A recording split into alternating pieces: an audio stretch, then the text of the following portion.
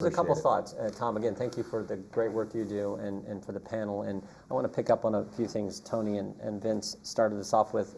Tony talked about the incredible intelligence capabilities this country has and how you need the right people in control and manage that. More importantly, you need people who are actually elected to have the ultimate say. So remember back during the transition, Chuck Schumer on one of the Sunday shows says when Donald Trump is, when President-elect Trump is concerned about the leaks, he says, you got to be careful. Remember, the intelligence community has 6 ways from Sunday at getting back at you.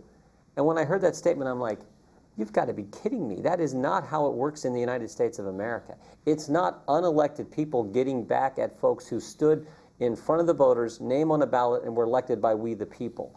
So that to me is probably the biggest concern about some of these things we're seeing from the swamp. Here's how serious it is. Think about what's happened at the very top of the FBI. Jim Comey fired. Deputy Director Andrew McCabe fired. Now faces criminal referral, maybe prosecution. Fired for, as Vince indicated, lying 4 separate occasions to the FBI, 3 of those under oath. Here's how bad Mr. McCabe was and thought he was so above it all. He not only leaks information to the Wall Street Journal for his personal interest, not in the public interest, not for the FBI. He leaks it. Devlin Barrett then runs the story the next day.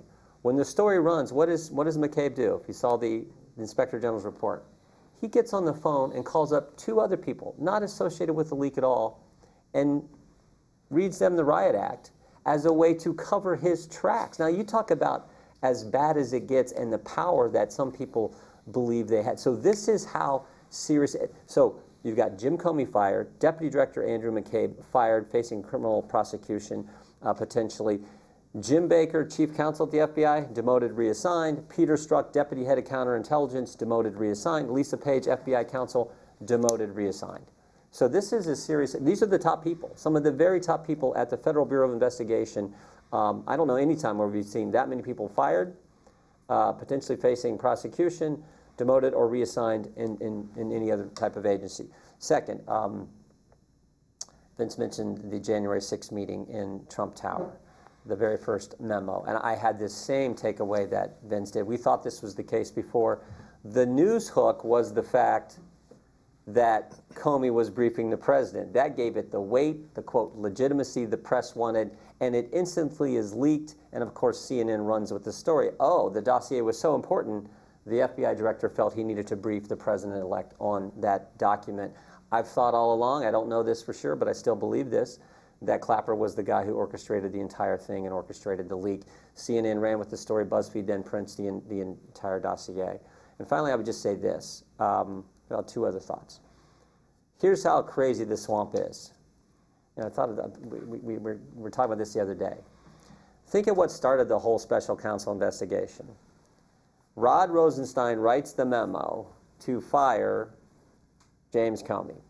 James Comey leaks another document to the New York Times to create momentum for a special counsel, and of course he wanted Robert Mueller to be the special counsel. Rod Rosenstein then names Bob Mueller as the special counsel and is overseeing that investigation, and one of the things they're looking at was their obstruction of justice in how Jim Comey was fired. I mean, this is the biggest roundabout circle thing I've ever seen, and it just drives Americans crazy when they see all this, and probably what drives them the most crazy, and I'll finish here, is the double standard, or said better, 2 standards.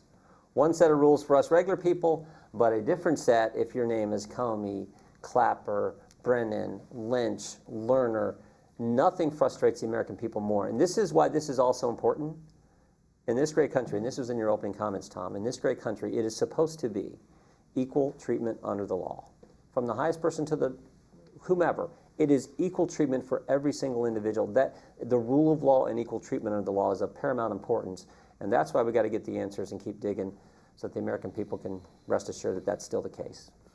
Thank you, Congressman Jordan. You know, what occurs to me also about that meeting that Comey set up, remember, this is the first meeting the president had with the FBI director, yep. President-elect, and he ambushes him with this material. That was orchestrated in the Oval Office. President Obama, Clapper, Brennan, well said. Rice, and Comey all talked about what he was going to do Yeah, and they had a choreograph. And, right? and, They had it all Obama, choreographed. and you read Comey's interview about it with George Stephanopoulos.